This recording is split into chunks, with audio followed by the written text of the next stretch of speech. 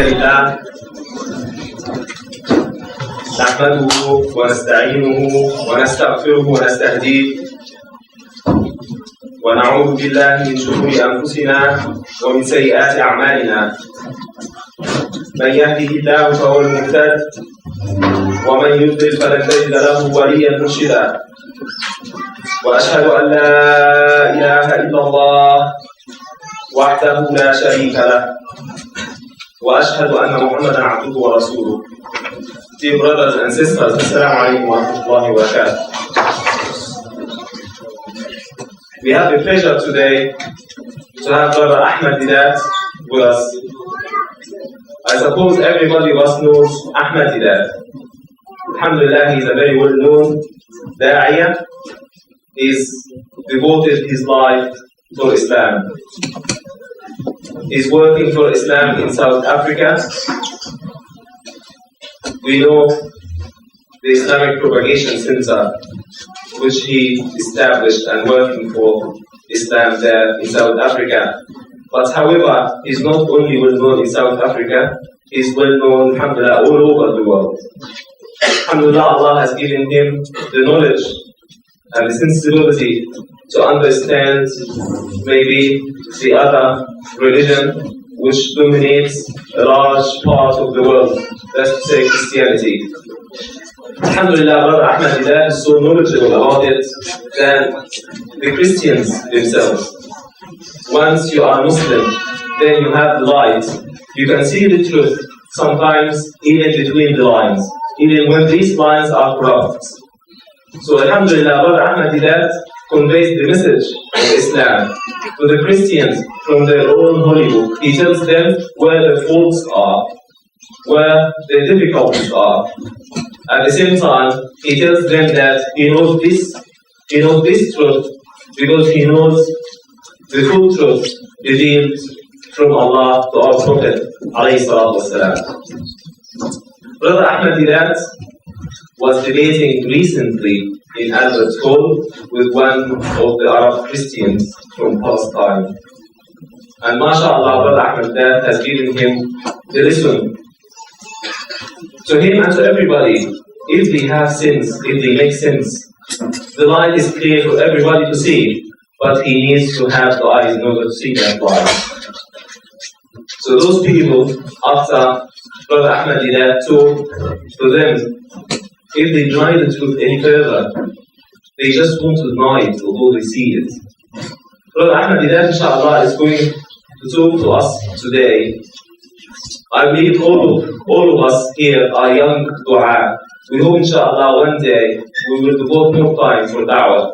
So Brother Ahmed Deedat has got a message for us to convey. And inshallah, he's going to talk about Christmas. I asked him why.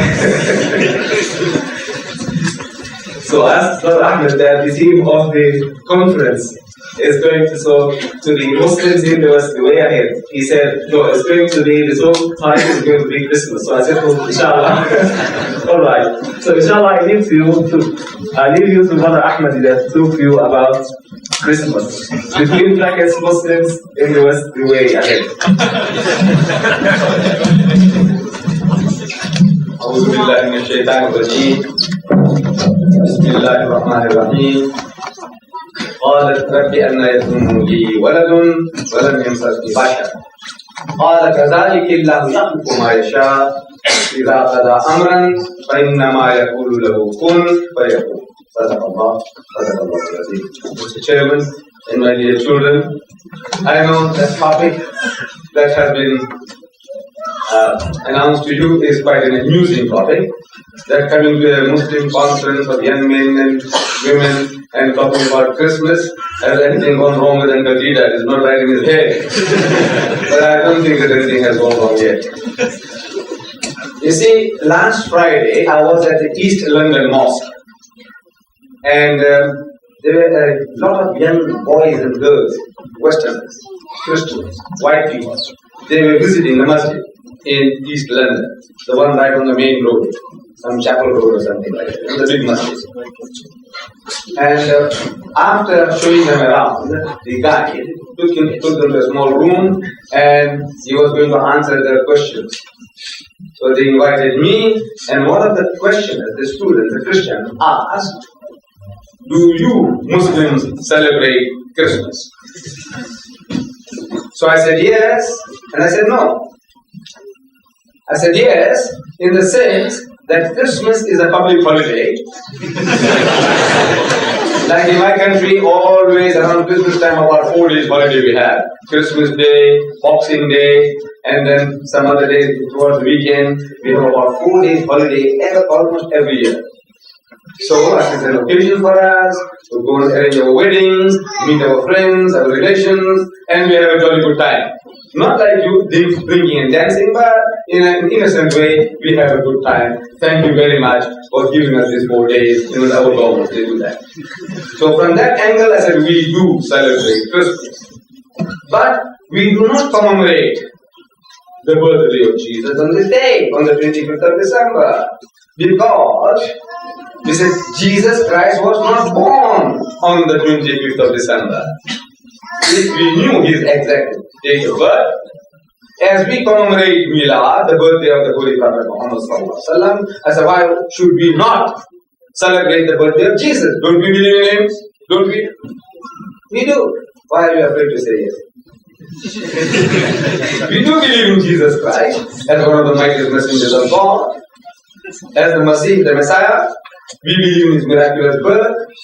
We believe in his many miracles, including those of giving life to the dead by God's permission, of healing those born blind and the lepers by God's permission. If you say you don't believe in Jesus, you are not a Muslim. So, since we believe in him, and if you knew his date of birth, why should we not commemorate Christmas, the birth of Christ? But since the 25th of December is not his birthday, it is actually the birthday of the pagan god. The sun god, not the son of God in inverted forms. It is the birth of the sun god. I said, you see, according to the Quran and the Bible, Jesus Christ was not born on the 25th of December. According to the Quran and the Bible. In the Bible, we are told that when Jesus was born, the shepherds were out in the field with their flocks at night. And Palestine is in the northern hemisphere. In winter, in midwinter, 25th of December, it is as cold as Merry England. So, if the shepherds were out in the field in midwinter, like this, in the field, the shepherds would freeze to death and the sheep would freeze to death. So, if the shepherds were out in the field, it could not have been in December. Number one. Number two, the Holy Quran tells us that when Jesus was born, Mary, his mother, she had retired to a remote place in the east. And when the child was born, voice was heard telling her that there is a river here, wash yourself, refresh yourself, and get hold of a palm leaf and pull towards herself and shake it, and it will let fall fresh, ripe dates. Dates, ajoo. It will let fall. So, when will you have fresh, ripe dates on palm trees that you can shake them down? In summer, midsummer, not midwinter. So, from the Islamic authority, we know it could not be December, and with the Christian authority, we know that it was not December. So, you are commemorating the birth of a sun god, not the Son of God. See, the primitive man in this northern region, in the Mediterranean region, as winter approached, you could see the sun going backward and backward in the southern hemisphere, receding from them, receding. And day by day it started getting colder and colder. 20th of December, 21st, 22nd, 23rd, 24th. It's getting colder and colder. And they personified this as the devil trying to swallow the sun. The happenings in the heavens, astronomically, that the devil was swallowing the sun, and by the 25th, they would see the primitive man can see every little different variation in temperature. They would feel and relate to some other happening. They said, you see, now the prince of darkness, the devil, has been overcome by the sun, and the sun is reborn. It is born again. The sun coming back into its own 25th, 26th, 27th, getting warmer and warmer and warmer. So 25th of December was the turn of the tide in the heavens. So the sun is being born. Sun, the sun. not the Son of God. So this is the pagan holiday. The pagans had a holiday, and since the Christians came on the scene, they saw that these people were commemorating around that day, so they adopted that day and they started celebrating Christmas. If we really knew, I said we would have no hesitation in commemorating the birth of Jesus Christ. But 25th of December is not. I read this verse to you from the Holy Quran, from Surah Al-Imran, chapter 3, verse 47. Where when the good news was given to Maryam alayhi salam about the birth of the Holy Son, she said, قالت رب أن يكون لي ولد ولم يمسسني بشر. She says, oh my Lord, how shall I have a son when no man has touched me? So the angel says in reply, قالت ذلك لم يخلق ما يشاء. So even so, Allah creates what He wills. إذا قضى أمرا فإنما يقول له كن فيكون. So whenever He decrees a matter, He merely says to it, be and it is. This is the Muslim concept of the birth of Jesus. You know that the good news was given and Mary carried the child for 9 months according to this Bashara, and the child was born. Now, there is an eternal confrontation between the Muslims and the Christians. Allah reminds us about this. In the Holy Quran, it says, وَلَنْ تَرْضَى أَنْكَ الْيَهُودُ وَلَنْ نَصَارَى حَتَّى تَتَّبِعَ مِلَّتَهُمْ. That the Jews and the Christians will never be satisfied with you, O Muslims, unless you follow their brand of religion. Either you opt out, if you want peace, become Christian, or change them. There is no satisfaction otherwise. You want to become a Jew or a Christian, the Jew says you follow. For example, religious, if the Jews have been thrown in the tower, they are not prepared to convert you. They don't want anybody other than the Jew. They have made the religion a racial religion. You have to be born a Jew to be a Jew. They only want political recognition. You recognize that they are entitled to Palestine and there's peace with them if you want peace that way. Give in. He says, look, Palestine is hers, their great grandfathers had it at one time, and they have come to take back their inheritance if you want peace with them. They say, this is the only thing they want now, political recognition. They don't want to convert you. You are Gentiles. In Hebrew, Goyim means filthy, dirty, unclean people, impure people. They don't want you. Keep out. Judaism is a racial preserve. The Christian is knocking at our door. And he is making life miserable for our people all over the world. There are at the present moment 42,000 American crusaders in the world. Americans alone. Out of the world, 70,000 missionaries, not priests, parsons or ministers of the church. No. These are the crusaders. There are 70,000 out of them, 42,000, 60% are Americans. And they are raising the dust throughout the world. In Pakistan, in Bangladesh, in Indonesia, in Africa, wherever they are raising the dust. Telling us that you Muslims are going to hell. There is only one way for you to go to heaven is, as they say, Allah tells us, وَقَالُوا, and they say, لَنْ يَدْخُلَ الْجَنَّةَ إِلَّا مَنْ كَانَ هُودًا أَوْ نَصَارَىٰ. That you Muslims will never enter Jannah. There is no heaven for you. Illa, except, مَنْ كَانَ هُودًا أَوْ نَصَارَىٰ. Unless you become a Jew or unless you become a Christian. In answer to that, Allah says, تِلْكَ أَمَانِيُّهُمْ. That this is their wishful thinking, vain desires, hallucination. Tell them, produce your evidence, your proof. Your certificate that entitles you to Jannah and destines us to Jahannam, to hell. Let's have a look at the certificate. Full heart in kuntum sadiqeen. We are speaking the truth. Let us have a look at your proof, your certificate. And they have produced it. The certificate in 2,000 different languages. The Bible. Since my Bible says this, my Bible says that. My Bible says this, my Bible says that. You want to solve it? This is proof.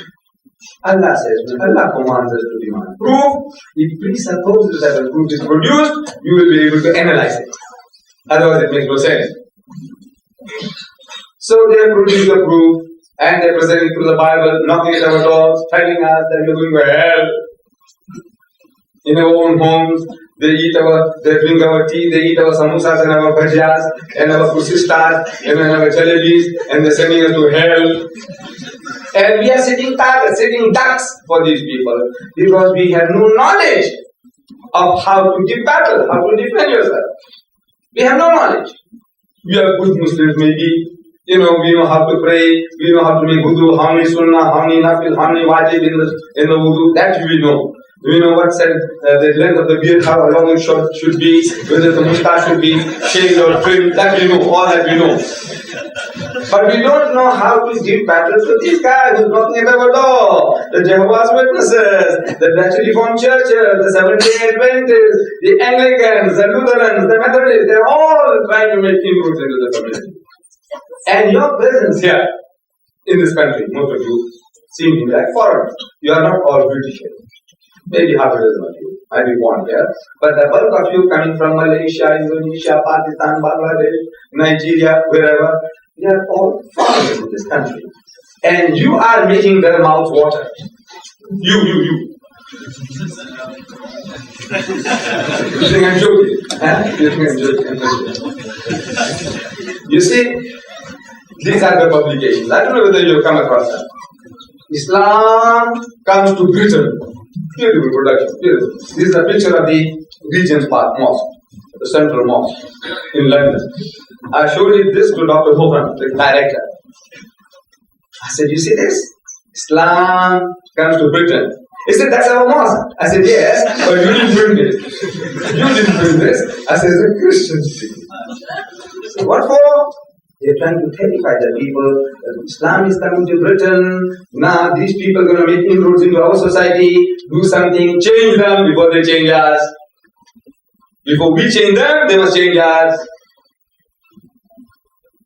Then the Canadians from Canada, they had a society, a body called International Crusaders. Crusaders, the Mujahids of Christianity. We only talk about die, we want to go and deliver the message. They are crusaders. They want to do crusades. In early days they had a crusade, we fought it out with them. But now there's another type of intellectual crusade. They want to wage against our people. And they have come all the way from Canada and they made their headquarters in Birmingham. Why Birmingham? I didn't know. You see, about 3 or 4 times, twice I had come here before. Where was union men and women. I didn't know at that time that Birmingham was the center of England, more or less. And it was the second largest city in the UK. That also I didn't know. Somebody. So they have transported the headquarters to Birmingham. And Birmingham, they're saying something here. So what is making the mouth water? You make your mouth water when you're very hungry and you smell burning meat. What happens to you? Your mouth starts watering when you're hungry. So it's making the Christian's mouth water. It says here, our strategy, the strategy of the International Crusaders. So our goal is to field an English-speaking team to Birmingham to work amidst the 25,000 Bengali Muslims. At least. Bengali Muslims, 25,000. I don't know. There's so many Bengali Muslims in Birmingham. So they say, and then we have Pakistanis and Hindustanis and Malaysians and all in Birmingham. Expatriates, people that come to eat out a living, poor people, illiterate people, ignorant people. They are Muslims by name, bulk of us. So, God sent opportunity for them.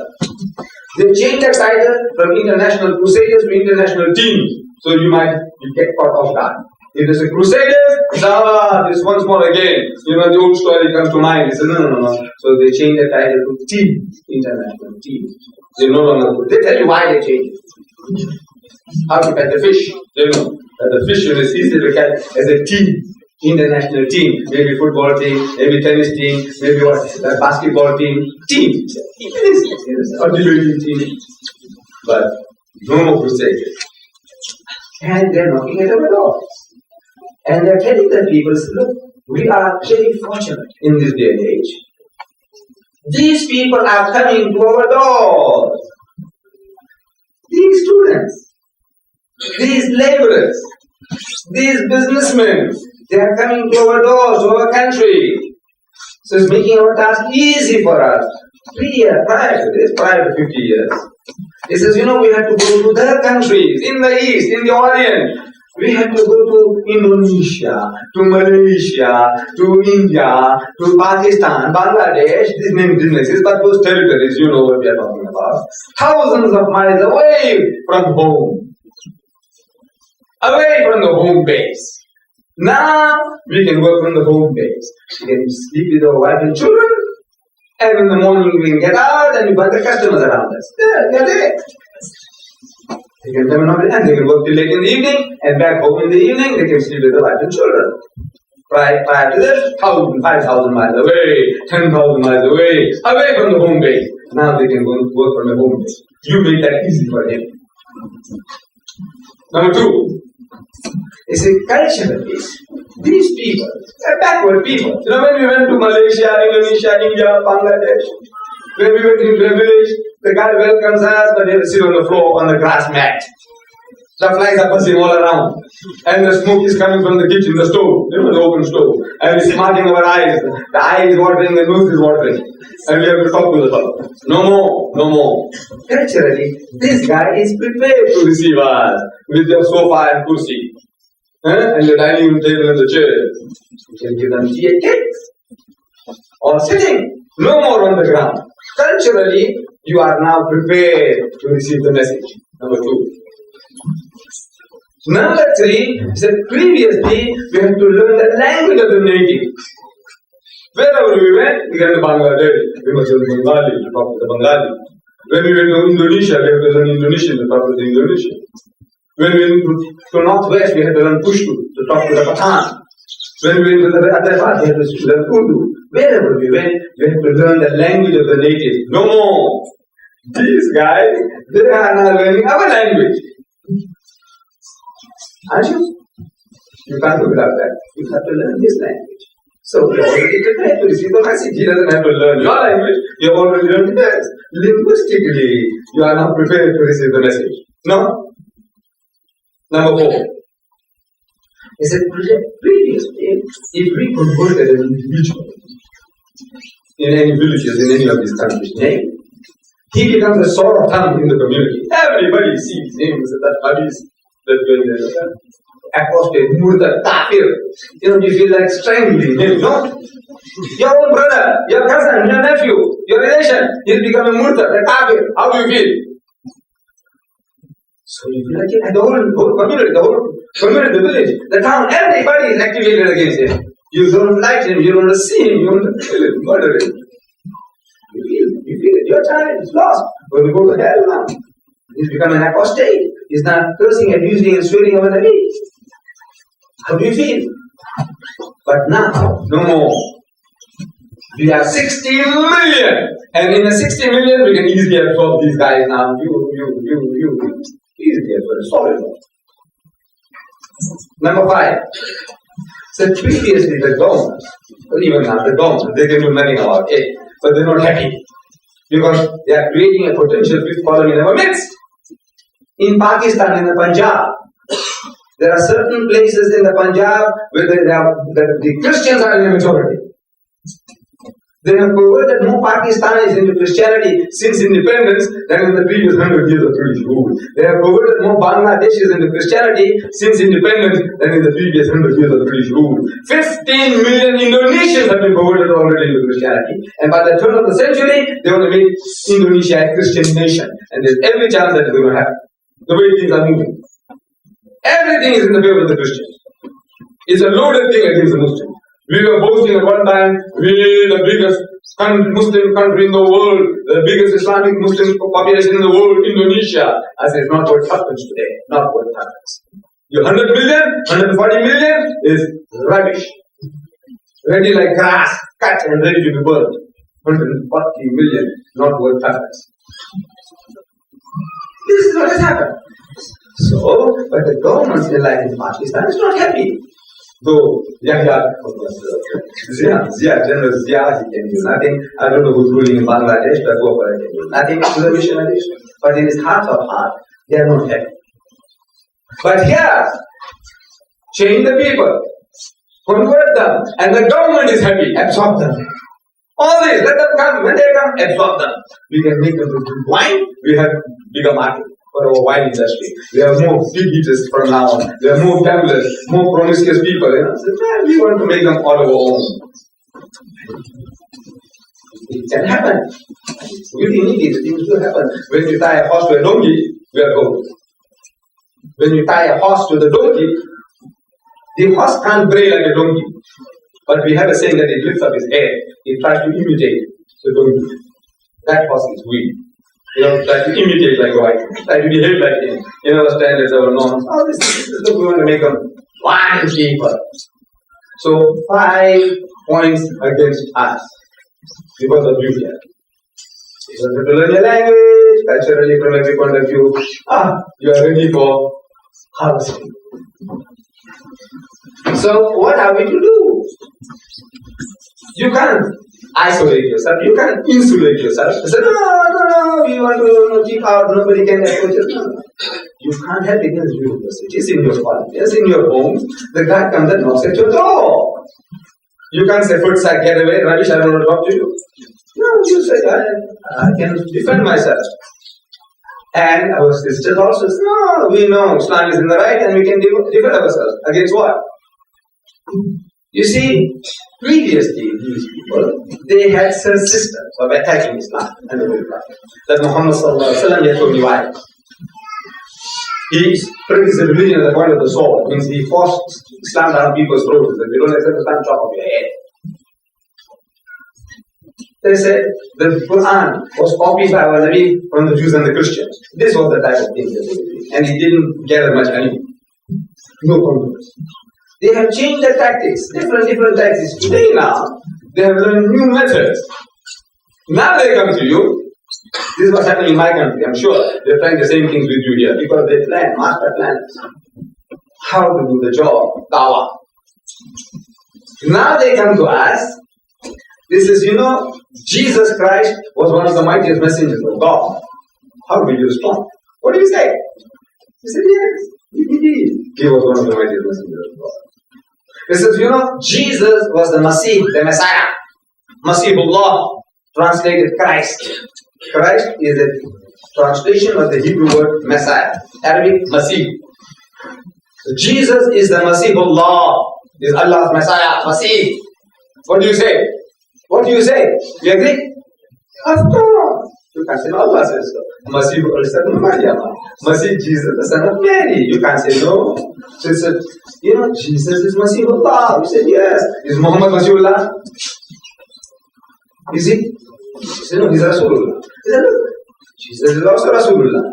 He's Masihullah and Rasulullah. Your prophet is only Rasulullah. So in your mind, you feel now he's inferior to Jesus. He's only talking to you. I'm telling you, Jesus is Masihullah and your prophet is Rasulullah. Right? Right. So, Jesus is Rasul and Masih. Your prophet is only Rasul. That's something there. This is, Jesus Christ was born miraculously, without any male intervention. I quoted you here at the beginning. He said, no, we believe that he was born without any human intervention. He was born so. Was Muhammad so born? Was he? I'm telling you, was he born without a father? No. So, you see, Jesus is superior to Muhammad. Muhammad is born like anybody else. Our Jesus was born without a father. So his father is God. Somebody must have a father. If you haven't got an earthly father, you got a heavenly father. Something there. It says, Jesus, he gave life to the dead. What do you say? Yes. Yes. Did Muhammad give life to the dead? No. You said, well, Jesus gave by God's permission. Did Muhammad give life to the dead by God's permission? Did he? He said, not that I know. I don't know. Maybe I don't know the hadiths so well. Where is your Prophet Muhammad now? He says that he's buried in Medina. Said perhaps his bones have rotted in the grave.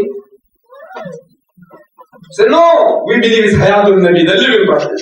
Metaphysically, but physically maybe. He said maybe. Where is Jesus? He's resting in heaven. He's coming back. Said, yes. God must have a purpose in doing that. Don't you think so? When you make kurbani, you sacrifice the animal, bakri you call it. You look for an animal without blemish, horns not broken, ear not cut, not blind, not limping, no. Perfect animal. Is that what you look for? Sheep, goat, or cow, or camel, So if God Almighty wants to make a sacrifice for His creation, to redeem mankind from their sins, would He look for second best? Would He talk about it? Would He? No. He would look for second best. Would He? Do you look for second best? Sheep, goat, cow? No. Why would God look for second best? Argue and debate. Argue with the God. You'll come out second best. You know why? Because this is not your field. The alim is not his field. We don't blame him.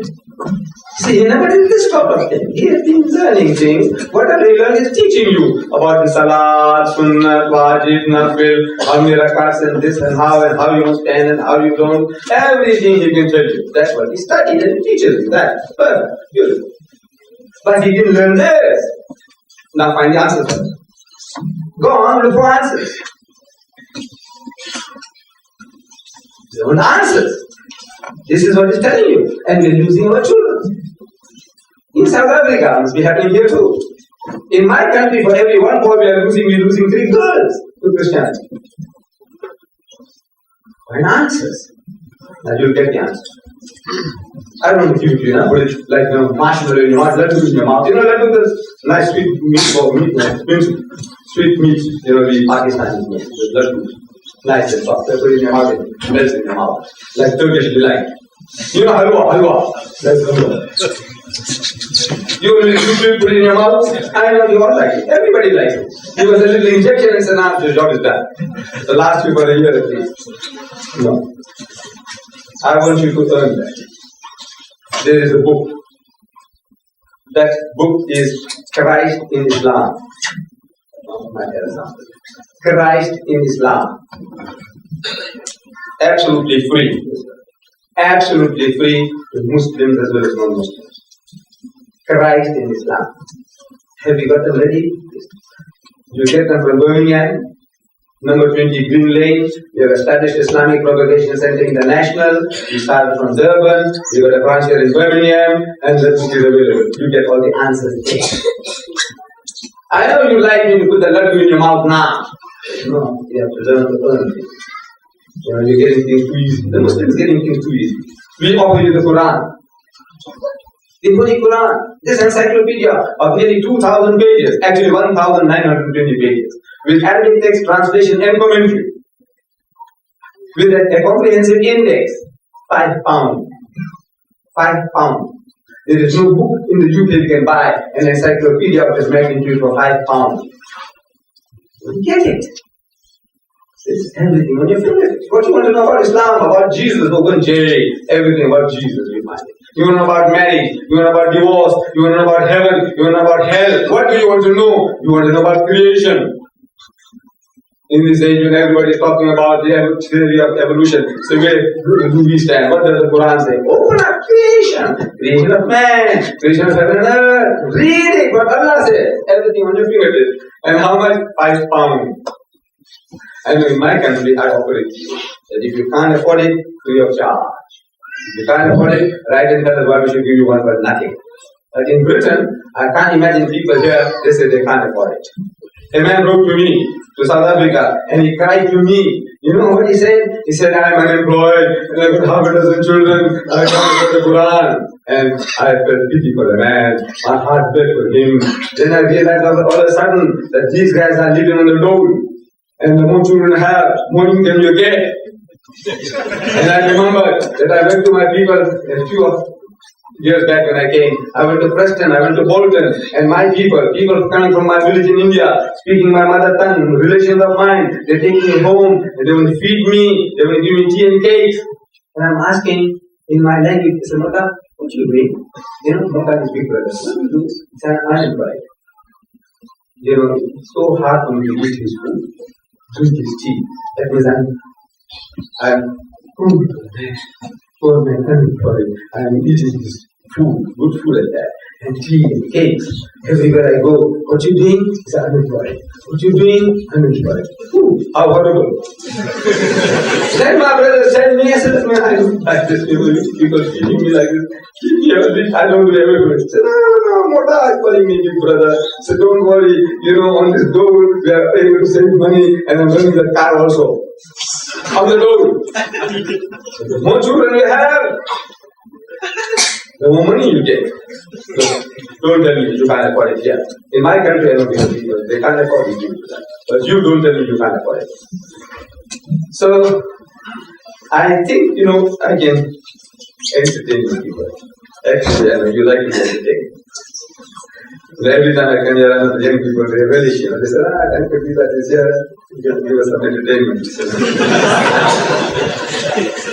I would rather stop here at this juncture and allow you, my children, to ask questions. If you have any, say, look, man, this guy talks like this, that fellow says that. How do we meet these objections of his God Islam? Or his attack on Islam? How do we defend ourselves? I feel that I would be happier doing that on this occasion of Christmas, about Christmas. How you can take advantage of every little thing. Easter comes along, talk about crucifixion, what's the occasion? Talk about that. Christmas comes along, the birth of Jesus, start talking to him about Christmas. He wants to know about Christmas, whether we celebrate, he says, look man, like this, like that. But you know how Christmas came about? Brainwashing, programming him, telling him that this is a pagan holiday, man. If it was the birth of Jesus, we would have been one with you. But Christ was not born. Like, pass it on, in all innocence and the kind of entertainment. Wa akhiru da'wana alhamdulillahi rabbil alamin.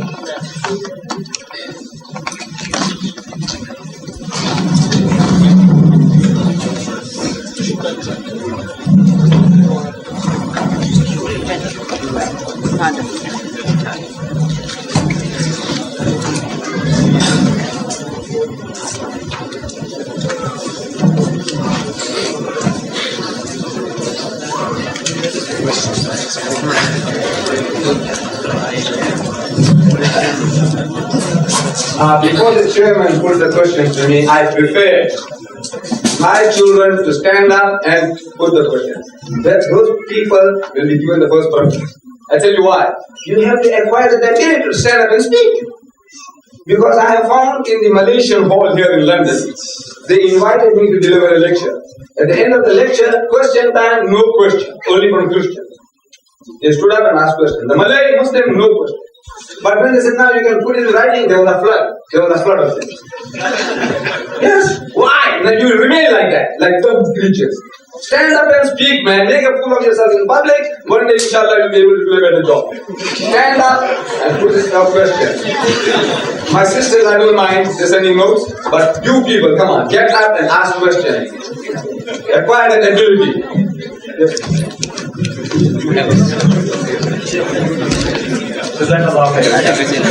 Inshallah, we're going to get used to the old way, inshallah. So we start straight away the questions and the answers. So inshallah, I'll wait for some questions from the sisters to come on papers. I'll put these here now. So inshallah, I'll try to make some sort of balance between one question from the brothers and from this sister. So inshallah, who would like to ask question? Yes, yeah. Akhi billah, assalamu alaikum wa rahmatullahi wa barakatuh. How can we speak to the atheists who don't believe in any book or who do not consider our holy book Quran or saying it's silly? I will repeat that question in case people at the back might not have heard my son there. How do we speak to the atheist? When the guy doesn't believe in God, he doesn't believe in any book, nothing, how do you speak to him? Well, to me it's very easy. And I can tell you it's also very easy. He is the best customer. The atheist, the agnostic, is a better customer than the Hindu, the Jew, or the Christian. Actually, from the religious point of view, a person who says he doesn't believe in God, we say he's a kafir. And he's supposed to be the furthest away from us. But in modern times, when a fellow tells you he's an atheist or he's an agnostic, I say he's the best customer. I will tell you why. You see, I discovered this in the Holy Quran. Allah Ta'ala wants us to find common cause, common grounds between yourself and your recipient of your message. Like, for example, Allah says, Qul, tell them, Ya Ahlal Kitab, O people of the book, Ta'ala, come, ila kalimatin sawa'in baynana wa baynakum, that we come to common terms as between us and you. Let us get onto a common platform. And this is the secret with anybody. In the first instance with the Jews and the Christians, find common cause, common grounds to start off with from. And with them, Allah says what to start with. So number one, Allah na'budu illallah, that we worship none but Allah, because they already believe that they worship in God. They believe in Allah. So let's worship the one and only God.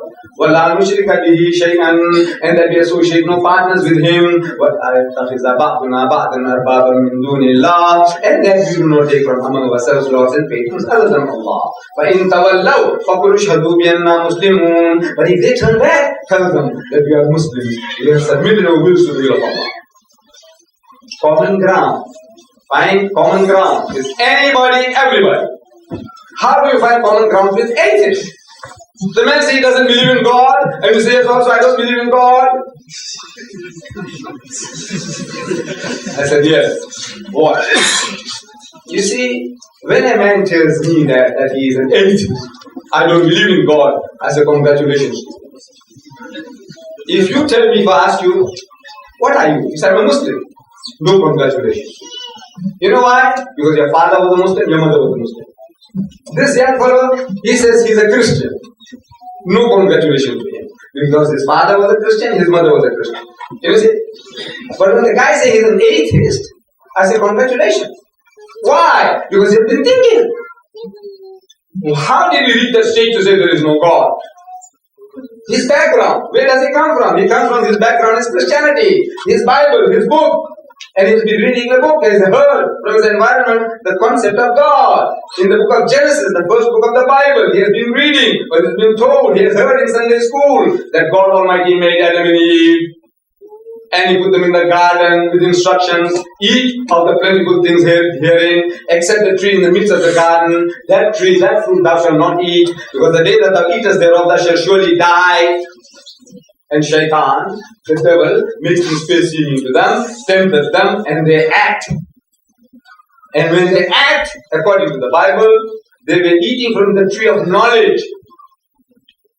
So, knowledge came to them, they realized that they were naked. Prior to that, they were in a state of felicity. Innocence, they didn't know that they were naked. Now they started plucking leaves, putting it on themselves. Says the Bible. And Adam heard the footsteps of God walking in the garden in the cool of the day. In the evening period, he hears footsteps. The earth must be shaking. This mighty King Kong, millions and billions of times bigger than man, walking in the garden. Adam heard the footsteps, so he hides himself away in the bushes. So God comes and stands. I'm only reading the Bible, his Bible, which he has been reading, which had brought him to this atheism. How did he come there? I'm showing you how he came there. I know his background. So God comes and stands where Adam was a few seconds before, and he shouts, Adam, Adam, where art thou? Poor God, he didn't know where Adam was. Or maybe he was playing hide and seek. I play with my grandson. My grandson, little fellow, about 2.5-year-old. When I go home, he's there, and I shout, Raise, Raise, that's his name. Raise, tu kahan hai? Where are you? And he's laughing. Grandpa can't see. Unless Allah also, he wants to have a little change. That monotony of being alone. I can see. So Adam, Adam, where art thou? So Adam peeks through the bushes. And sheepishly, he said, if you behave like that, you have been up to mischief, you must have done something wrong. Why do you behave like that? So Adam says, it is not me, it's the woman that God gave us to me, she made me to eat. In other words, if you didn't give me the woman, I would be in trouble. But you got to be blamed. Why did you give me the woman? That's how. It's the woman that God gave us to me, she made me eat. And the woman is the serpent that divided me, passing the buck. You know, the oldest game in the world. How, when you read this, you have mental picture. God, the Father, the Son, the Day. Everybody's footstep. He's an anthropomorphic God, a God after our own pattern. Then further down, you read about Hazrat Musa alayhi salam, Moses. He says, oh Lord, I want to see you. In the Quran, Allah says, Lam tarani, you shall never see me. In the Bible, these persistence, I love you so much, I want to see you, show yourself to me. Stubborn children, sometimes you give it to them.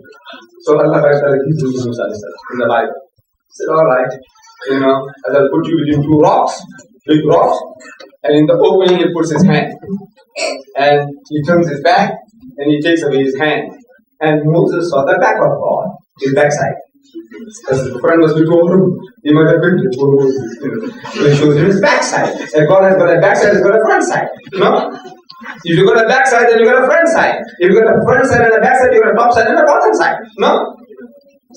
Reason, logic, human logic, reasons. If you got a top side and a bottom side, then you're located somewhere. If you're located somewhere, I have a right to demand money to see him. And if I don't see him, I have a right to deny him.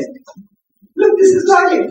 Simple reasoning. So Gagarin, the Russian astronaut, when he returned from orbit, he went round and round and round, the first guy to go round and round the earth so many times, and he came back, and newspapers of the world carried banner headlines, in my country especially, from one end of the newspaper to the other, it says, where is your God? Where are your angels? Question mark. Gagarin.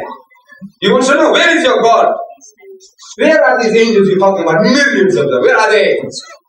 So I drew an attention of the Christian missionary who was visiting me at the time. I said, look what Gagarin is asking. So he said, he's a fool. Oh, Gagarin is a fool. I said, no, he's not a fool, you are a fool. It is a concept you gave him. You gave him a concept of God that is old Father Christmas. Santa Claus sitting on some plank with his feet dangling onto the other footstool. The heaven is his canopy. The loving Father in heaven. Millions and millions of times bigger than man, but something like a man. That is the concept you gave him. And angels were beautiful women with wings, well proportioned, 36, 24, 36. Well proportioned with wings.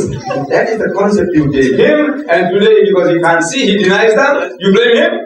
No. That person, that atheist, that agnostic has taken the first step in the path of Islam towards Islam. The very first word of the kalima that we have to utter. If you convert somebody, what do you say? Start. How? Say La ilaha. Don't you start with La? La, you know the first word of the kalima. La, what is La? No, ilaha, God, there's no God. Don't you say that? Can you become a Muslim without that? He's taken the first step. He said, La ilaha. He said that, meaning to say, Allah. That's all. Look, when he said, La ilaha, what ilaha? He said, that one who walked in the garden, does he believe? He says, no. I'm asking, do you believe in that God who walked in the garden in the midst of the day? Do you believe in him? That there is such a God who plays hide and seek with his creation? Do you believe in a God like that? Do you believe in a God that Moses could see his backside? Do you believe in a God like that? No. You also say the same thing. What are you saying? You're saying that. So congratulate him. He said, congratulations. He said, look, the reason why you're thinking that is great, man. You have discovered the truth. He said, these are not ilaha. Rama is not God. Krishna is not God. Jesus is not God. The one who walked in the garden is not God. He said, La ilaha. There are no ilaha. There are no gods. And you do need to believe God. And you start reasoning with him. He has taken the first step, my son. Congratulate him. Right. Beauty, whatever you say. One point the sister is making about the color. There is no color in Islam. Why the reference to white man? There are no white. There are many white Muslims. So this is a commitment which, inshallah, you elaborate on or clarify. You see, I'm an old man of 68. I can't remember all these things in my head. Let me finish it off. I think, you see, you must understand my problem. I am coming from an environment which is color conscious. Everything is color. South Africa, we are all divided into color. And I don't know in what context I mentioned white. White in the sense that the people feel that they're superior because of the color, the European. In my country, in South Africa, we feel inferior to them. In India, Pakistan, Bangladesh, wherever you are, we subject people, the white man, the European, he ruled the Indonesians for 300 years. How would you feel? Inferior. A handful of them ruled India for 100 years, a handful of them. We had so many million, 300 million at that time, and a handful of whites ruled us. How do you feel? So, from that point of view, the guy who is a Christian, he is invariably the guy who comes and knocks at your door. In my country, it's not the Negro, not the African, it's not the other Indian, it's not the colored, it's the white man, the European. I'm not talking as a racist. I know, in the sight of Allah, the only standard given to us in the Holy Quran is Inna akramakum indallahi atqakum. Most certainly, the noblest in the sight of Allah is he who is the best in conduct. Not black or white, not rich or poor, not European or Asiatic, the best in conduct. But you must understand in the context of what we are talking, I'm not saying that no white man can be a Muslim. We have our Muslim brothers and we are happy to have them with us. But I'm not talking in the racial terms. Okay, inshallah, I just asked the question. That was just to clarify the points of color. So I hope inshallah it is clear now. So how can a Muslim justify another prophet after Isa alayhi salam? Because people would say, we believe in Jesus, peace be upon him, but why should we believe in Rasul alayhi salam? Very, very easy to justify. This is what Jesus said. Jesus himself put the words into his mouth. In the Holy Quran we are told, وَمُبَشِّرًا بِرَسُولٍ يَأْتِي مِنْ بَعْدِ اسْمُهُ Ahmed. He said, he gave glad tidings of a prophet to come after him, whose name shall be Ahmed, which is another name for Muhammad. But in the Bible, in his own Bible, Jesus says, I have yet many things to say unto you, but ye cannot bear them now. In the Gospel of St. John, chapter 16, I have yet many things to say unto you, but ye cannot bear them now. Howbeit, when he, the Spirit of truth, is come, he will guide you into all truth. For he shall not speak from himself, but what things shall he hear, that shall he speak, and he shall declare unto you the things that are to come. He shall glorify me. He's talking about somebody else who's going to come after him, who will guide mankind into all truth. Who is that Spirit of truth? They said the Holy Ghost. I said, now, what did the Holy Ghost teach you in 2000 years? Any church, give me one new thing. I said, you see, in English, when he said, I have yet many things to say, many is more than one. He said, yes. He will guide you to all truth, all is more than one. He said, yes. I want only one. Give me one new thing. And in 40 years, no Christian worth the name has been able to produce one new thing. What Jesus Christ could not have given you in so many different words. Not one. See? I said, look, if we read this prophecy, verse from the Bible, with a little emphasis on the pronouns, I said, you will see that Jesus is not speaking about a ghost, because they're talking about the Holy Ghost. Listen, Jesus says, I have yet many things to say unto you, but ye cannot bear them now. Howbeit, when he, the Spirit of truth, is come, he will guide you to all truth. For he shall not speak from himself, but what things shall he hear, that shall he speak, and he shall declare unto you the things that are to come, he shall glorify him. 8 masculine pronouns in one verse. It ill befits a ghost.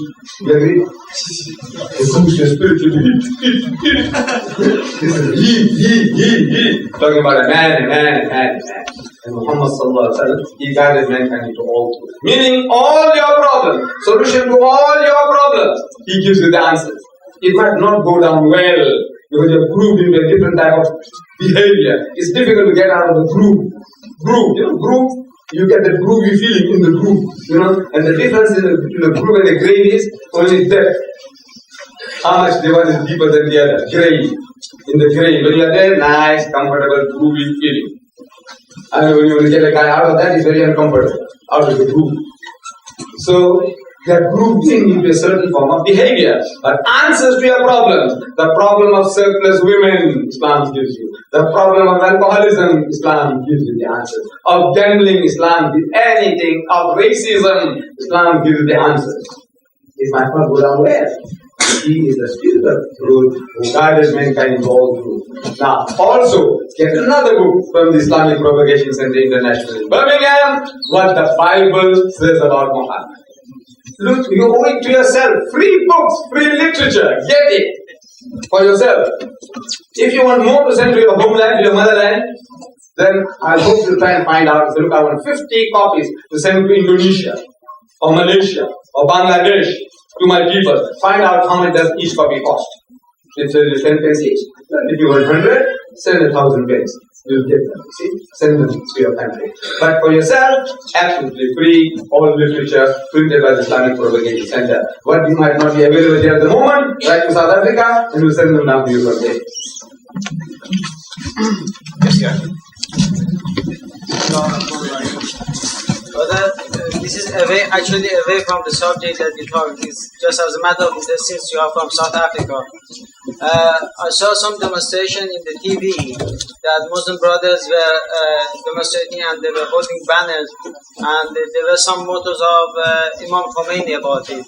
Could you possibly, it's interesting for me to see why is it there? The Muslim in South Africa, we are less than 2% of the population. For every 2 Muslims, there are 98 non-Muslims in South Africa. We are less than 2%. But in the political struggle, more than 20% of the people who make sacrifices with their lives are Muslims. More than 20%. We are less than 2%, but we make more than 20% of the sacrifices. You never heard about Imam Abdullah Haroon. He gave his life in prison.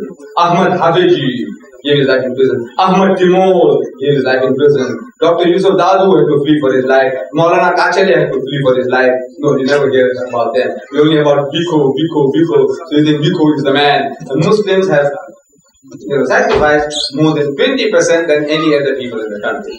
With regards to Imam Khomeini, there are no Shias in South Africa. There are no Shias. All the people that I know, they are all Sunnis, whether of the Hanafi school of thought or the Shafi school of thought. Hanafis and Shafi. There were no Malakis, no Hanbalis, no Shias. There are only Hanafis and Shafis. Most of the Malays from Malaysia and Indonesia, about half of the population are Shafis, and my people, most of us are Hanafis from the Indo-Pakistan subcontinent. Imam Khomeini has become the hero because in recent times, he is the only Muslim who has been standing up to the big shaitan, America. You see, he's the only one who has done it so far. So naturally, the people feel that he's a hero and put that spirit into them that we too, we are small as we are, as few as we are, we can also stand up before the government. I think that is the spirit behind Imam Khomeini's program, if you saw any.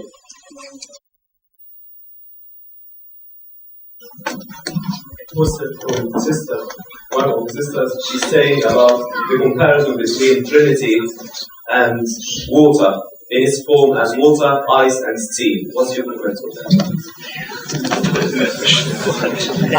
I think my sister must have been there at the Royal Albert Hall. The Christian had given that as an example. We start tackling with everything that the fellow spoke. We would not have been able to deliver our own message, something that go to the heart of the Christian. So we had to keep away. We start analyzing each and everything that the guy speaks, then you lost the opportunity of delivering your own message because we are all time bound by time. You speak for so many minutes and out. If you didn't deliver the message, you lost out. So, you see, if we had the time, you can ask the fellow. You say, it is like ice, water and vapor. Father, Son and Holy Ghost. Ice, water and vapor. So, who is ice, who is water and who is vapor? So, we can, our senses might come with the aid. He said, look, vapor and the Holy Ghost. You might say, well, maybe the Holy Ghost is vapor. Then, who is the water? Is Jesus water? Is he water? Or is he ice? Is the father eyes? What is it? You know, most ridiculous. You see, they keep on just as if you know that they have proved a point. But I said, look, the whole thing is taken out of your book. The Bible, the verse on the Trinity, the whole thing is thrown out. So if this was a valid doctrine, why should it be taken out of the Bible? In every modern translation of the Bible, the verse on the Trinity, the clearest statement on the Trinity happens to be in, as I mentioned then, the first epistle of John, chapter 5, verse 7, where it says, "For there are three that bear record in heaven, the Father, the Word," standing for Jesus, and the Holy Ghost, and these three are one. That's the nearest, closest to the Holy Trinity. That verse is now expunged from all modern translations of the Bible as an interpolation, as a fabrication, as an adulteration. So if this was a valid doctrine, why is it thrown out? Allah tells us, وَلَا تَقُولُوا ثَلَاثَةً. Tell them, don't say Trinity.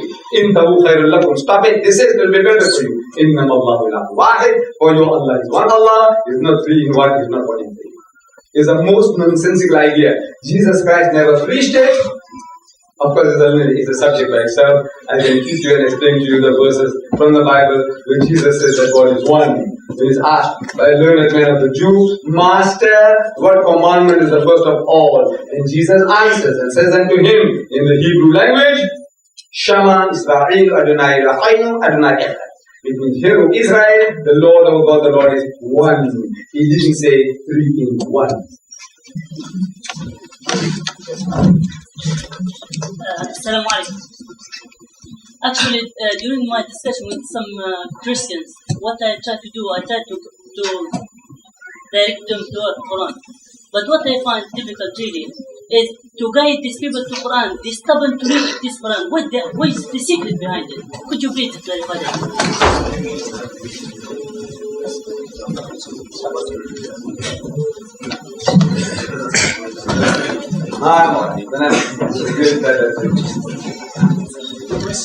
The question was that our brother is finding a little difficulty in getting the Christian to approach the Quran. So he wants to know what is the secret. How do you do the job? See, in the Holy Quran, Allah describes the Jews and the Christians to us. He says, "Kuntum khayra ummatin ukhrijat linnas," that you Muslims are the best of people evolved for mankind. Ta'muruna bil ma'ruf wa tanhauna 'anil munkar, because you enjoy what is right and you forbid what is wrong. Wa tu'minuna billah, and you believe in Allah. That's half the verse. The continuation is, وَلَوْ آمَنَ أَهْلُ الْكِتَابِ لَكَانَ خَيْرًا لَهُمْ. But if the people of the book, meaning the Jews and the Christians, if they hearkened to this message, it will be better for them. In other words, it will be better for you. Minhumul mu'minuna, among them there are good people. Mu'min. I do not want to give credit to them that there are mu'mins among them, and there are hardly any mu'mins among us. We are Muslims. When we say we have submitted, but Islam has not really entered our hearts, the bulk of us. But Allah says, Minhumul mu'minuna, among them, among the Jews and the Christians, there are mu'mins. وَأَكْثَرُهُمُ الْفَاسِقُونَ. But the majority of them are perverted transgressors. So you have been coming across perverted transgressors. Now, there are ways. Allah is telling you that there is one group who is a mu'min, and there are others are perverted transgressors. Fasiqun. So you have to treat them differently.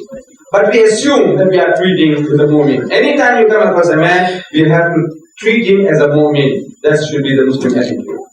And to the mu'min, this is the way. Among the Jews and the Christians.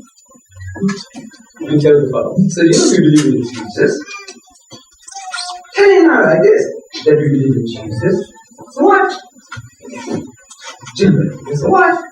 He's thinking that you tend to carry favor with him. You want something nice from him, maybe a chocolate or a cigarette you want from him.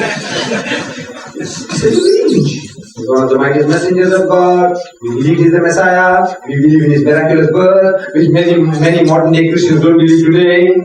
Your own people, they don't believe that he was born miraculously. We believe that he gave back to the dead by God's permission. He was born blind and the lepers by God's permission. We believe in all that. He's shocked. He's thinking that you're trying to carry favor with him. That you scratch his back, he'll scratch your back. You say a few good words about his Jesus, he might say a few good words about our Muhammad. That's what he's thinking. So he says, you know what my book says? No. Open the book. The Quran. Today, Surah Al-Imran. The book of Jesus. Starting with chapter 3, verse 42. Start. Bismillahirrahmanirrahim. In the name of Allah, most gracious, most merciful. وَإِسْقَالَتِ الْمَلَائِكَةُ يَا مَرْيَمُ. Behold, the angel said, O Mary, إِنَّ اللَّهَ اسْتَفَاكِ وَطَهَّرَكِ وَاسْتَفَاكَ عَلَى نِسَاءِ الْعَالَمِينَ. That Allah has chosen thee, purified thee, chosen thee above the women of all nations. Such an honor is not to be found given to Mary, the mother of Jesus, even in the Christian Bible. Read it to him. Say, O Mary, worship thy Lord devoutly. Prostrate thyself and bow down in prayer to those who bow down. That this is part of the tidings of the things unseen, which will reveal unto thee, O Apostle, by inspiration. Read to him of the earth. And you see, if they are the moving type, tears will well up in their eyes. Tears. I've seen it again and again. Read Allah's Quran, don't be ashamed to pronounce Allah's words. Because His words carry an impact, a power, which your words can't reproduce. Allow Him to do the talking. And He is talking Himself. Allah, let Him do the talking. Let Him be your advocate. And see the response. Good person. See how he responds. How she responds. You see. The perverted transgressor, he's trying to make a mockery of it. Right? You know now, he's not the type. So you take out the stick, the big stick. I'll give you the big stick. You take the big stick and you flash it. You see what they call the third degree. That's the third degree. In black belt, you got what's the black belt. Is it? You give him the third degree. He's saying, Urdu Chau Baila, the 14th Dan. Give it to him. What? Because my book is the Bible of God's word. The God that never war. These are all the armaments now to fight the other fellow. You see? So now it depends on the customer. You meeting the professional. The professional who comes to your door. He is not there to listen to you. He wants to push things down your throat. So with that, wait. Look at the Bible. This is about word of God. What do you want me to do? Really, he wants you to leave the Quran and take the Bible. He wants you to exchange the Quran for the Bible. Throw the Quran away. The Bible is good God's word. Seriously? Let's have a look. Let me get my book. And I tell you, these verses mark it in red. And you know why you're marking in red. These verses we mark it in green. Then you know why you're marking those in green. These verses we mark it in yellow. You know why you're marking them in yellow. So it becomes a color-coded Bible. Get one free from the Christian. But you must get my book. When you mark it as I instruct you, then you have a Bible color-coded for you. He says, this is the book of God. He says, yes. He says, please open up Genesis chapter 19. Let him open. Verse 30 onwards. Read. Daughters prohibited with the fathers night after night. There's Al-Huda and his daughters. Because the daughters want to carry the father's seed. Word of God? What a noble idea. Daughters want to collect the father's seed that they may carry on the name of the father. Lut al-Islam having intercourse with his own daughters night after night according to the Holy Bible. Holy Bible. And both the daughters are loved with a child by the father. And the first one gave birth to a son, and she called his name Ammon, and the other one she called him Moab, and among them we have the Ammonites and the Moabites, whom God loved so much that when the Bani Israel they came out of Egypt, they were told to kill the Philistines, men, women, and children. Kill them all, even sucklings are not to be spared, even donkeys they killed. But the children of the Moabites and the Ammonites you must not touch, because the children of Lord, father and daughter having intercourse, that offspring, you mustn't touch them. He loved them so much. Holy. Chapter 35, verse 22. Reuben, the son of Yaqub he probably with his mother on the roof, that the whole of Israel can see what's going on the roof with his mother. Then Genesis chapter 38. Judah, the father of the Jewish race, he goes and bargains with his daughter-in-law and he makes her pregnant on the roadside. The filthiest, dirtiest religious book on earth. George Bernard Shaw, he said, keep it in the lock and key. 2 dangerous for your children to have access to it. But of course, you're not a child. You can have it. So, then that's a third degree, He says, just give it to him. The That hadith, he needs it. He deserves it. You start with the approach I'm telling you, the Quran, this is Allah's Salah. You start making a mockery of Islam, of Muhammad Sallallahu Alaihi Wasallam, and it's about Khomeini in Iraq and Iran war. When you start talking like that, so what do you want? You want me to take this book and take yours? Let's have a look what are you offering. Right? So ask him to open the book. There are 4 different types of incest in the first book of the Bible. As it is a textbook, if you want to commit incest, there are 4 different ways you can commit incest. You know what's incest? You know what is incest? I hope you all know what is incest. You know what is incest? Huh? You see, when you commit with somebody else's wife or daughter, it is adultery, sin. But when you do it with your own mother, when you do it with your daughter, when you do it with your own daughter-in-law, when you do it with your sister, that is called incest. Okay? Now you know, there are 4 different types of incest in the first book of the Bible alone. And this is a textbook. If you want to commit incest, 4 different ways you can do it. That is the book, the Bible. But we don't start with that. We start with all humility, so if I go to the ways of the Lord with wisdom, and with beautiful preaching, and reason with them in the ways that are best and most gracious. And I'm telling you how. Do it. But now the guy starts being funny, clever, he wants to make rings around you, want to make a nest in your head, want to use it as a punching bag, want to use it as a doormat. Don't allow him to do that. You give it to him, and he'll never darken a Muslim door again.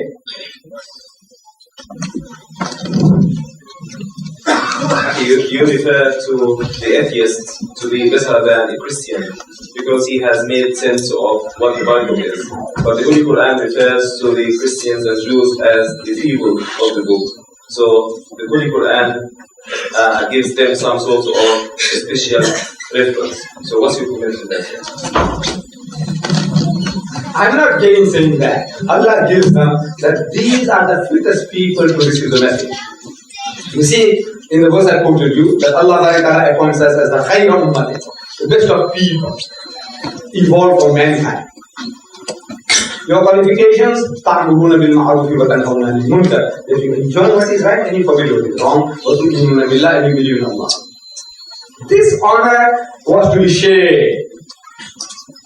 And the very first people with whom you must share this are the Jews and the Christians, because they were prepared to receive this message.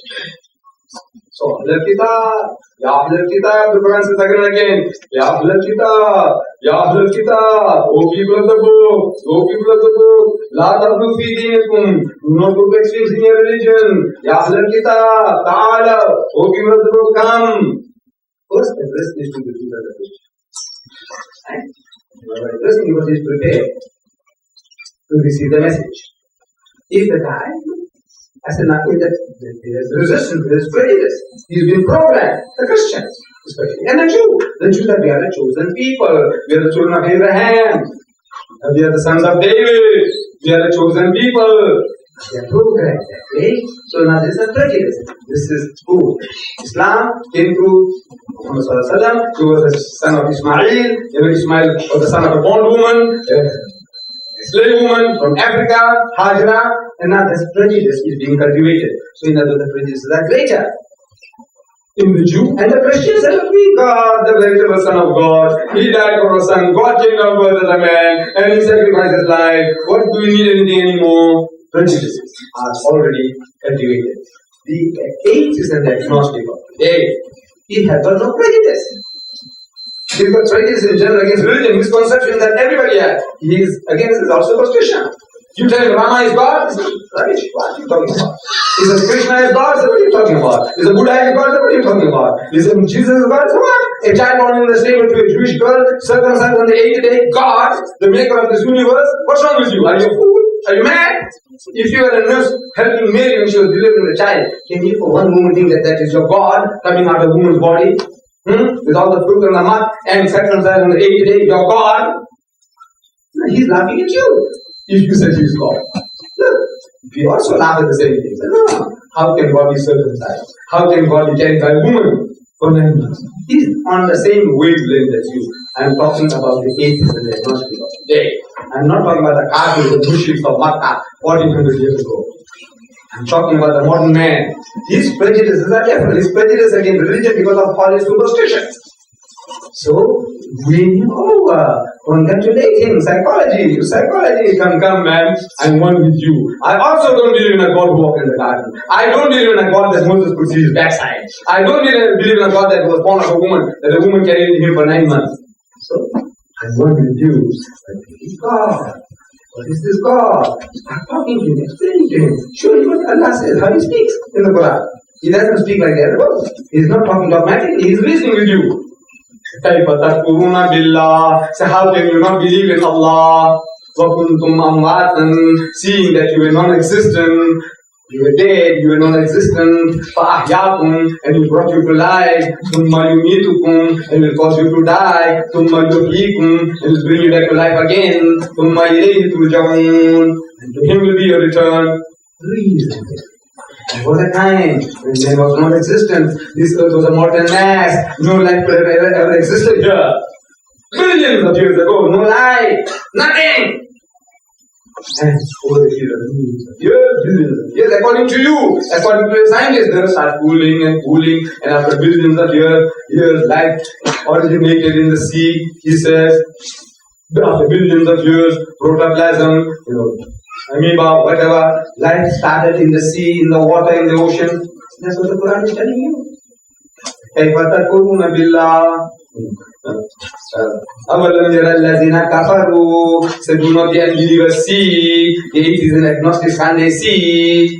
أَوَلَمْ يَرَ الَّذِينَ كَفَرُوا أَنَّ السَّمَاوَاتِ وَالْأَرْضَ كَانَتَا رَتْقًا, that the heavens and the earth were joined together as one unit of creation, فَفَتَقْنَاهُمَا, and He split them asunder, وَجَعَلْنَا مِنَ الْمَاءِ كُلَّ شَيْءٍ حَيٍّ, and He has made from water every living thing. أَفَلَا يُؤْمِنُونَ, will you then not believe? Who? The Arabs?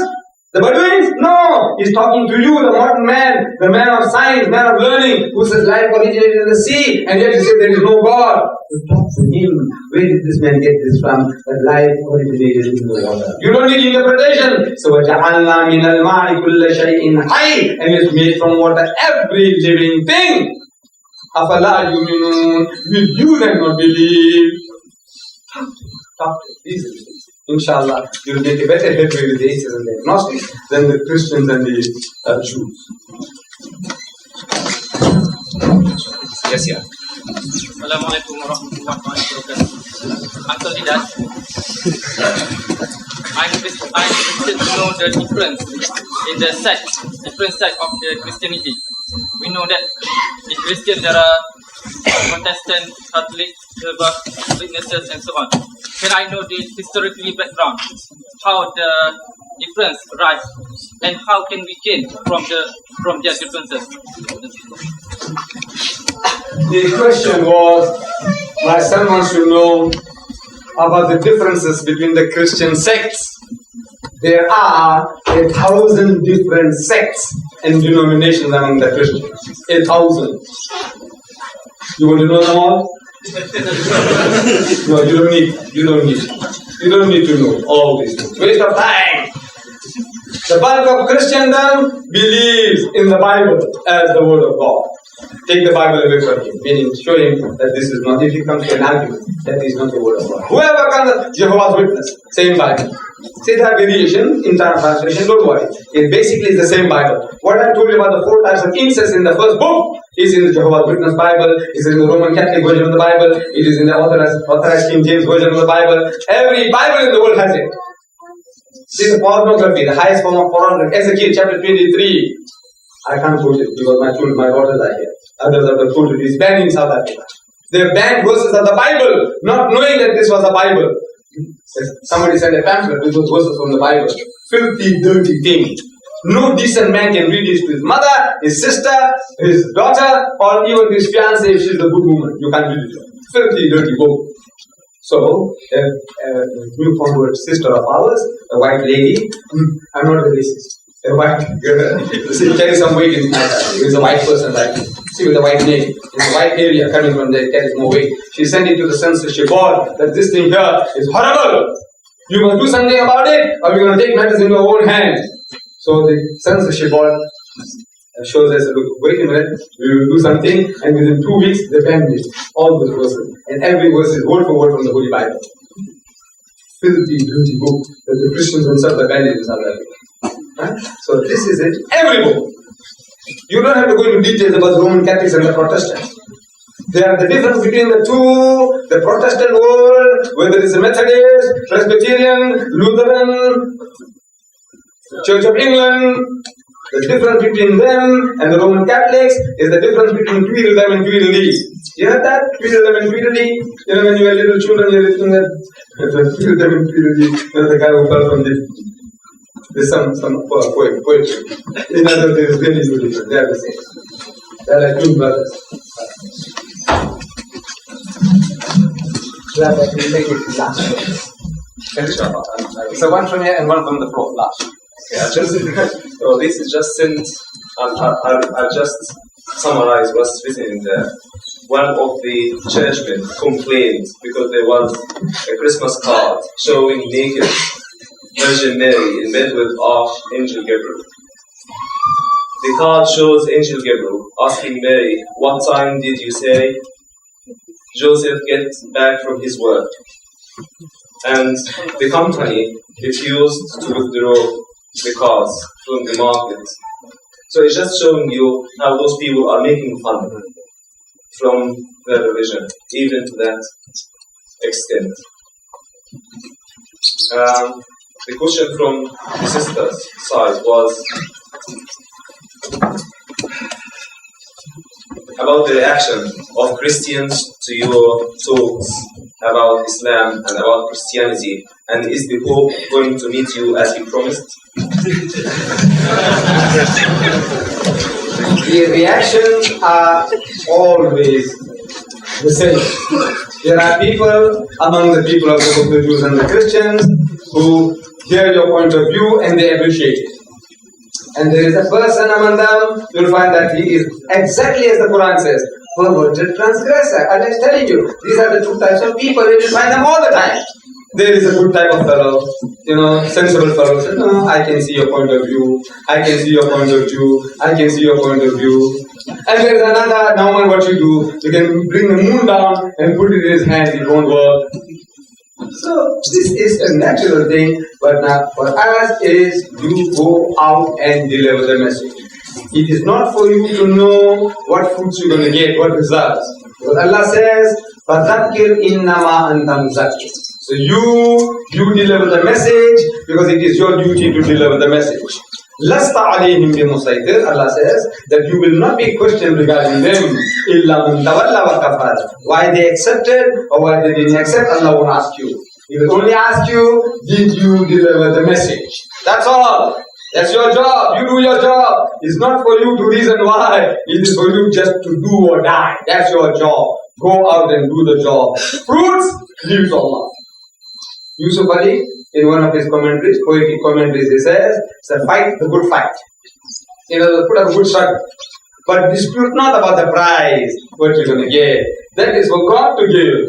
So men of faith, act and obey. Men of faith, you people who believe, act and obey. It is nobler to fight for truth than to seek worldly gain. The pure in faith, God will give the mind and the resources to conquer. He will give you the mind and the resources to conquer. They will fight with no thought of ever turning back. With that mentality, when you go forward, the victory sure to come. So the victory should be ascribed to God, not men. Go out and do the job. Put up a good fight. Put up a good struggle. Don't worry about the prize. Also the possibility about the meeting with the Pope. This is Holiness the Pope. You see, he has been going out to Muslim countries. And when he went to Turkey, His Holiness the Pope, he said, we must have a dialogue with the Muslims.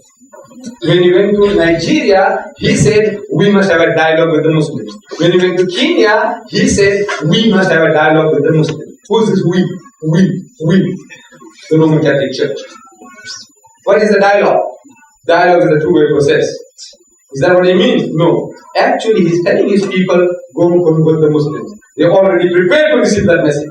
Who are the Muslims? Look, the Muslim is the nearest to the Christian. You don't have to convince a Muslim that Jesus is the Christ. You don't have to convince a Muslim that he was born miraculously. You don't have to convince a Muslim that he gave life to the dead by God's permission and he healed those born blind on the level by God's permission. He believes without any proof required. What he needs is a gentle push. Christianizing. Show him that Christ died for his sins. That is all. So he is prepared from the Christian point of view. From the Islamic point of view, Allah says the Jews and the Christians were prepared to receive this message. Now they are telling because you didn't do the job, they are saying now that the Muslim is prepared to receive our message. So dialogue, not dialogue, is telling people don't convert them. When you use the word convert, we are going to react. When you see this guy coming with his dog collar in your home Sunday morning, Sarah has come to steal our children. Get rid of him somehow. This hadith, get him out of the way. But if he comes along, he says, like to have a dialogue with you, His Holiness the Pope tells us we must talk with you, have a dialogue with you, you can't say no. Because Allah tells us to have a dialogue with him. قُلْ يَا أَهْلَ الْكِتَابِ تَعَالَوْا. Have a dialogue with him. Allah tells you to have a dialogue with him, and if he's talking about dialogue, you can't say no, but you come out second best. Because you're not equipped, you're not trained for that. Our learned men are not trained for that. That is what he's telling me. So I know the game, because I'm in the game. So I write to him, I said, Your Holiness, you're free for a dialogue, I'm prepared to come along and have a dialogue with you. In St. Peter's in Rome, it's a huge place, I saw it, you see.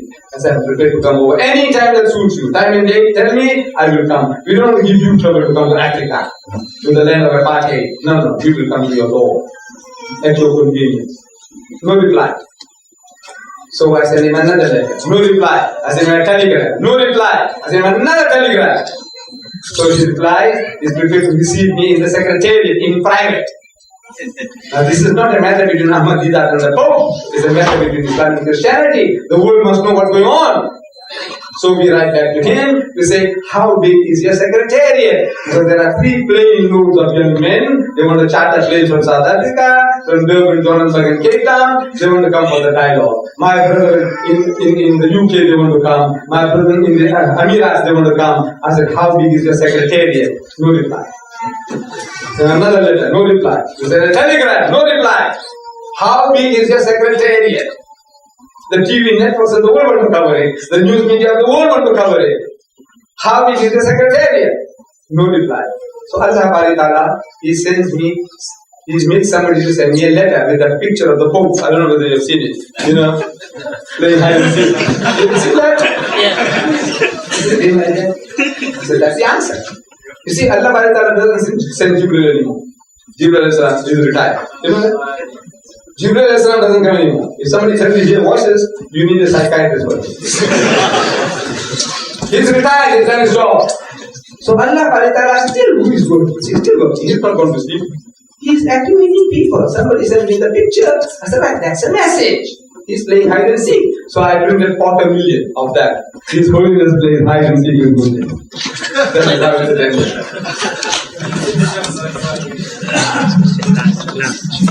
So, brothers, I know that many of you would like to ask questions, and many sisters have sent questions. But I'm afraid we have to take into consideration that Brother Ahmed gave Jum'ah prayer khutbah today in Birmingham, and he traveled straight away to come here to us, to Derby, to give us this lecture and to answer our questions. So I suppose you understand that he's tired, although he's willing to answer all your questions. So inshallah, we would like to thank him very much for the effort he did, and we ask Allah subhanahu wa ta'ala to give him the help and the effort and keep him for us to work, inshallah, for Islam. So inshallah, we close this session. Subhanallah, alhamdulillah, la ilaha illa anta, astaghfiruka wa atubu ilayk. Subhanallah, la ilaha illa anta, astaghfiruka wa atubu ilayk.